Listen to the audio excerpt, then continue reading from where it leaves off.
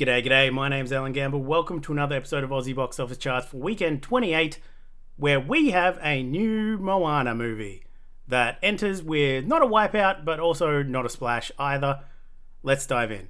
So, starting with our top 10, Moana does land at number 1 with a $5.9 million opening for a current total of $7.3 million because it did open on Wednesday. That first day's gross don't get counted on its opening weekend, but $5.9 million is fine in the terms of Disney live action remakes. It didn't bomb as heavily as it did in the US, but it also is nowhere near their big success stories, even Lilo and Stitch from last year. In terms of top openings for 2026, it's not even in the top 5. It would be, I think, around 8th, which would be just ahead of Backrooms and just behind Wuthering Heights, for context.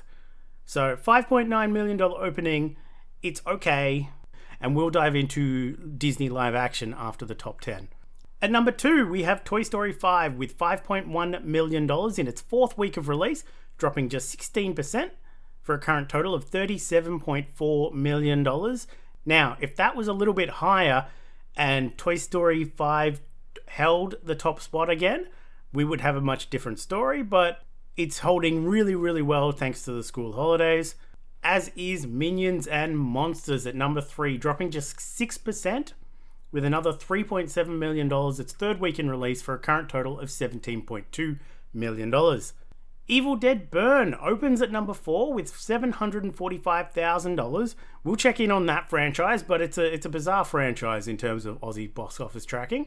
But it technically is the 2nd highest opening for an Evil Dead movie, but you'll see all their numbers shortly.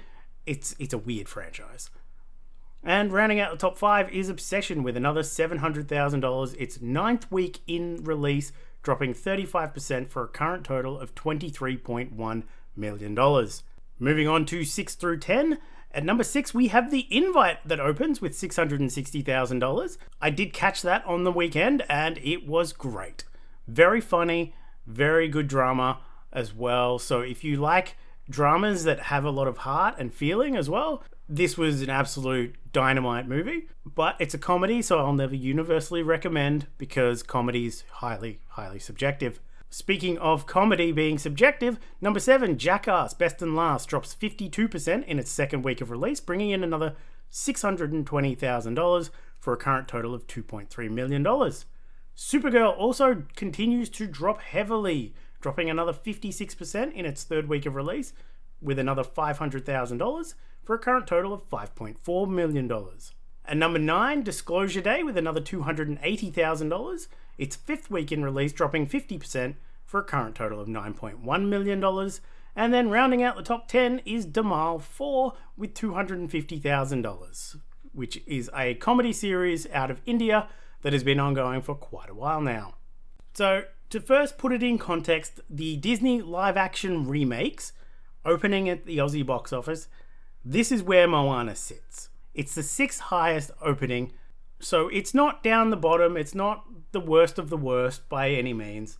It's not a Supergirl for DC. Like, it's done better than that, but you will notice it's just ahead of 2023's The Little Mermaid, which I expect that is not what Disney wanted for something that's so modern and fresh. But Moana, we had a sequel like 2 years ago, and it sucked. But it's only a 10-year-old movie. That's not long enough to build the nostalgia base for all the kids that grew up with Moana to have grown up and have children, which is what happened with Lilo and Stitch, Beauty and the Beast, and The Lion King. It hit those barriers perfectly where Moana just didn't. The Little Mermaid didn't. But that's where it stands. It's not the biggest success. It's nowhere off the pace of Aladdin, Lilo and Stitch, Alice in Wonderland, Beauty and the Beast, or The Lion King from 2019 that opened to $20 million and is one of the biggest openings in Australia's history. Moving on to the Evil Dead franchise, and I said it's a weird franchise, and it kind of is. We have no data for the original The Evil Dead. In 1983, it was when it was released in Australia, and we have no numbers because when it released in Australia, it didn't make it into the top 10, and if it didn't make it into the top 10, there is no records for it. It's just that they don't exist. especially going back into the early 80s, where they're the only numbers we get. Evil Dead 2 in 1988 did open to $110,000, and Army of Darkness in 1993 opened to $400,000. Evil Dead in 2013, which was widely considered one of the worst movies, it was a terrible, terrible reboot, opened to $114,000.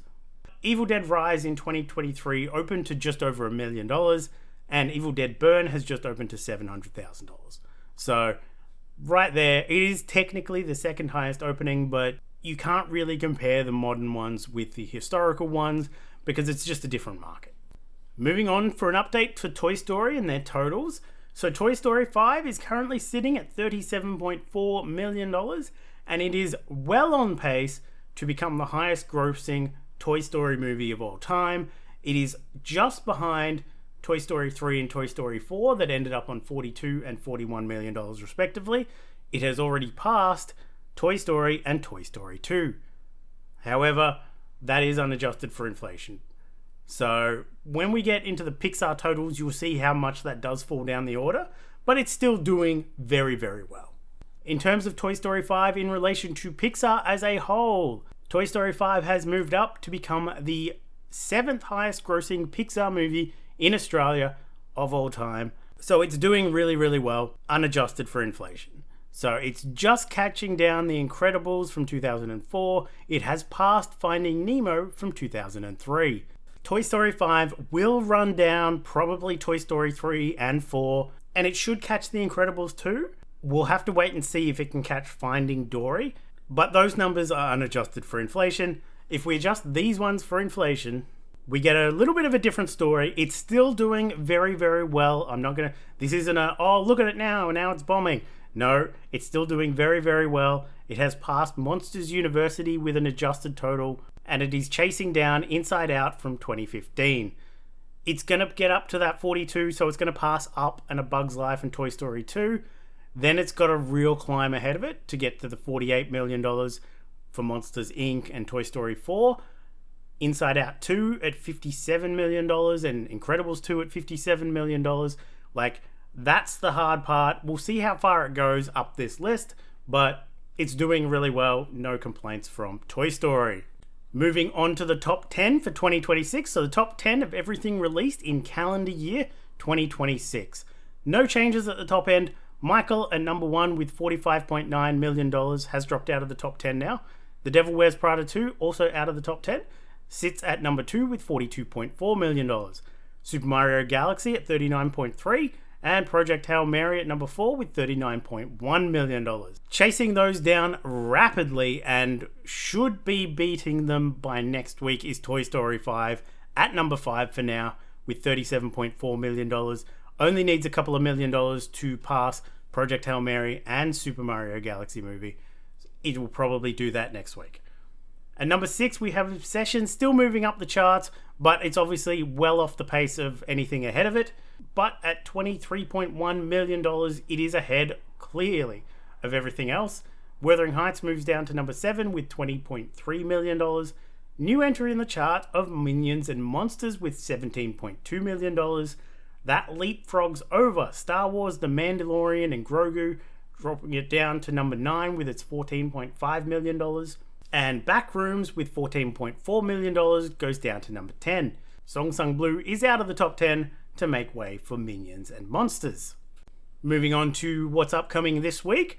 Not too much, because nothing wants to go head to head with one of these movies, and it's not Animal Farm. 16th of July, in wide release, we have The Odyssey, the latest big Christopher Nolan movie, much anticipated for a lot of people. I'll be taking the Thursday off to go and see it, based on the classic tale, starring Matt Damon, Tom Holland, Anne Hathaway, Robert Pattinson, and many, many, many others. This movie is stacked cast-wise, but it will be going wide release, and nothing wants to compete with this. That's why, in limited release, we have Animal Farm, directed by Andy Serkis, that finally gets its release in Australia, released overseas earlier in the year, to be largely panned across the board, no matter who the audience was. they've missed the boat on this one, apparently. Apparently, it completely misses the point of the book, and it's not even a good movie in general, which is disappointing because I was looking forward to this one. We also have Dastar, a Punjabi language historical drama out of India, and I Know Who You Are, a Chinese historical drama about October the 1st, 1949. Moving on to what's upcoming streaming releases, we have Descendants Wicked Wonderland, the latest entry in the Descendants franchise that started all the way back in 2015. This one is directed by Kimmy Gatewood and starring Kylie Cantrell and Malia Baker, and it can be caught on July 17th on Disney+. We also have Heartstopper Forever, the movie finale of the Netflix series. So if you're a fan of the show, you probably want to watch this one. It's directed by Wash Westmoreland and starring Joe Locke and Kit Connor, and it releases on the 17th of July on Netflix, obviously. We also have The East Palace, a new Korean action-adventure series with a bit of a paranormal twist that you can see on 17th of July on Netflix. We also have The Hawk, a new comedy series created by Will Ferrell, Harper Steele, and Chris Henchy. It's about a golf legend on the tail end of his career, and it can also be caught on Netflix on 17th of July.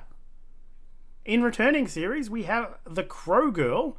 The crime drama series returns for its second season on Paramount Plus on July 20th, and King of the Hill also returns, but for its 15th season on the 20th of July on Hulu, so Disney Plus for Australia.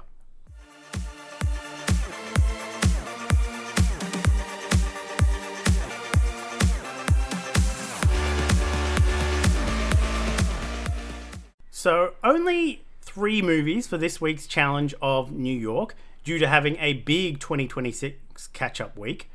But let's dive into what I did watch. First up was The Taking of Pelham 123 from 2009, directed by the late great Tony Scott and starring Denzel Washington, John Travolta, and John Turturro. A group of hijackers steal a New York subway train and demand a ransom. So, since I finished last week's challenge with a Tony Scott movie about trains starring Denzel Washington, I thought I'd start this week's challenge with a Tony Scott movie about trains starring Denzel Washington. And yeah, it was a solid action thriller. I do think I preferred Unstoppable when it comes to Tony Scott, Denzel Washington train movies, but it was still a good time. Next up was The Devil Wears Prada 2 from 2026, directed by David Frankel, and starring all the old cast: Anne Hathaway, Meryl Streep, Emily Blunt, and Stanley Tucci. Returning to the New York-based fashion magazine Runway in the midst of a changing media landscape. Now, this movie was unexpectedly good, so far as legacy sequels go. I felt like it had things to say about journalism and media conglomeration that is very much a thing that's happening right now in many industries, and the vast majority of the time is very bad for many, many people, except the very, very people at the top. So yeah, this was a really, really good sequel. Really good legacy sequel that I wasn't expecting it to be as good as it was, considering how a lot of legacy sequels go. Finally was a rewatch of 2021's Spider-Man No Way Home, directed by John Watts and starring all the usual Spider-Man faces: Tom Holland, Zendaya, Benedict Cumberbatch, and all the usual crew. Peter Parker's life gets thrown into turmoil when his secret identity is revealed to the world, only for him to ask Doctor Strange for a spell that can help fix things up. Having not rewatched this one since it released theatrically, it was a good one to rewatch. It was the first Tom Holland Spider-Man movie that really felt like an actual Spider-Man movie, and I wanted to rewatch it because the follow-up releases in a few weeks, and yeah, it was a good fun time, can't complain. This week's challenge is challenge. So, challenging the self, challenging someone else, so rivalries, challenging the system and fighting for what's right, challenging themes or film matter, or challenging like sports, or challenging the title. We've got lots to choose from, but there's a few suggestions there. We've got like North Hollywood, Final Fight of the Phoenix, Project Hail Mary, So we've got a few suggestions there. We've got lots of sports movie like Creed or Ocean's 11. Let's have a look at my shortlist. My shortlist consists of things like 12 Years a Slave, Cleo from 5 to 7, Dreams on Fire, George Foreman or Born a Champion, The Odyssey might count, so we'll see. Roommates, Slumdog Millionaires, The Sting, The Drama, DOA, lots of fighting games because they're challenging rivals, so we will see how we go. That is it for me this week. Tune in next week where obviously I'm taking the Thursday off to see The Odyssey, so that means we're going to be crunching the numbers of The Odyssey compared to all of Christopher Nolan's movies. This is the first Christopher Nolan movie that's released since I've been doing this channel. So we're going to dive into all his numbers, openings and totals, and we'll see how The Odyssey stacks up. But apart from that, that's going to be the headline for this week. Nothing is going to compare with it. What else are you going to see? Animal Farm? Anyway, that's it for me. Tune in next week. We're going to catch The Odyssey. Don't forget to like, follow, subscribe if you could. Apart from that, watch more movies. Bye.